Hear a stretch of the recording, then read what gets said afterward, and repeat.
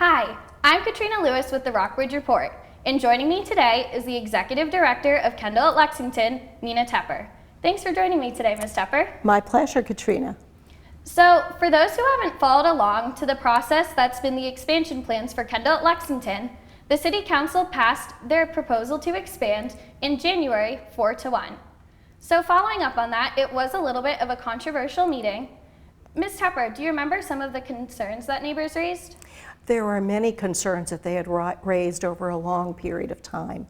And now that we are past that phase, it takes me some time to remember all of the various things that were of concern to them. But they were all very concerned that we were able to maintain that very rural look. And we did indeed make concessions to make sure that we maintained at least 2/3 of the property that would be open and that we would have gardens and such. They also were concerned about boundaries. In other words, would there be buffers between them and us? And as it turned out, of course, we're going to work on that as well. They were concerned about the time that the construction would occur so that they could continue to have their peaceful family life, not always bothered by the sounds of the construction. So that was an issue that we addressed as well. Stormwater management. And that actually is a very good thing, because when Kendal's was constructed originally and when they did their first expansion, the regulations regarding stormwater management were somewhat different than they are today. So as we do the expansion and the renovation, we are now going to be bound by these newer, stricter guidelines. So that's sort of a windfall for the neighborhood in general, because they will be better and will be more conservative and will suit the neighbors better. Lighting was an issue. So we discussed that we would make sure the lighting was toned down, not shining on them, avoiding glare, those kinds of things. So in general, there were a lot of different things that we were able to accommodate. And I know one other concern that was a little different that some people had brought before council was that some were concerned about the precedence of changing a city land ordinance to accommodate Kendal. And what were sort of your thoughts following that concern being raised? Well, first of all, the request that Kendal made was a request to change our zoning. And requests to change zoning occur on a regular basis. In any year, the City Council will address a dozen of those. So ours was one of those requests. The problem that we ran into is that originally Kendal at Lexington offered proffers to the city to do the original construction. And those dated back to 1998.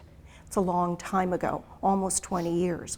So at that point, they made certain statements that they would adhere to, one of which limited Kendal's ability to build on the property that's located in the city. So we were requesting to be relieved of that responsibility and to enter into new agreements. Now, proffers cannot be dictated by the city or by anyone else. It's usually the developer or the builder, Kendal in this case, who goes forward and makes those offers. So we went forward to the city and said, we would like to withdraw these and put these in their place. And then the city would evaluate to see whether or not that meets the city's desires. In other words, does it meet their requirements? Does it meet their needs for further development in the city? All of those issues. And since you got the approval from City Council in January, how have you been moving forward with these plans? Well, it's very interesting because for 6 months, literally, we put everything on hold. So the minute they were approved, I say to everybody, careful what you wish for, because now you're able to move forward, and now we have to move forward very, very quickly. So we are in the process now of creating and finalizing what we call our construction documents. So every little thing that will go into this construction project is now being designed, thought about, rethought about, evaluated as we go forward. At the same time, in order to even move this project forward, we have to have a commitment that there is interest in what we are building. And we've been very fortunate in that because there's been a great deal of interest. So we have our finishing our construction documents, going through bidding processes, going forward so we know what the project actually costs, making sure we have a commitment, making sure we meet all regulatory requirements, and when those are all together, we will go out for financing. So our goal is to put shovel to earth January of 2018. Great. And what do you think, being the executive director throughout this process, what do you think you've learned from this? Well, one of the things that I learned particularly about the fact that this is a small town, and everybody here is truly committed to the well-being of this town, but not everybody sees everything from the same perspective. So I've learned that I need to be very careful, have very open communication, try to be as transparent as possible, and to be in communication with anyone who might perceive themselves to be a stakeholder. When we first started this process, we did not realize there were as many folks that were committed or involved or concerned about what would happen. So I've learned that, but I've also learned something else. And I've learned that you have to listen, and then you have to make as many accommodations, adaptations as you can. But in the end, there will still be people that you will not be able to satisfy.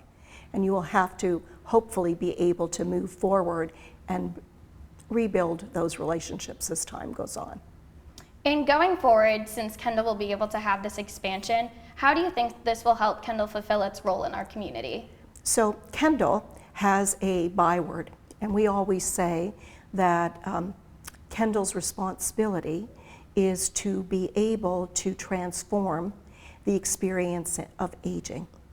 And living at Kendal is a wonderful transformative event for an elderly person. Folks enjoy life, they live longer, they live more in a much more healthy state. By being able to expand, we're able to get persons off our wait list and be able to accommodate them, mostly local, and then also to be prepared for the increase in the number of individuals that are coming our way because of the aging baby boomers. But even more important, it provides us with the ability to have more operating revenue, more income, so that we're able to serve the most fragile and the most needy in our community who reside in our health centers. Thank you so much for joining us, Ms. Tepper. My pleasure. Thank you for asking me. For the Rockbridge Report, I'm Katrina Lewis.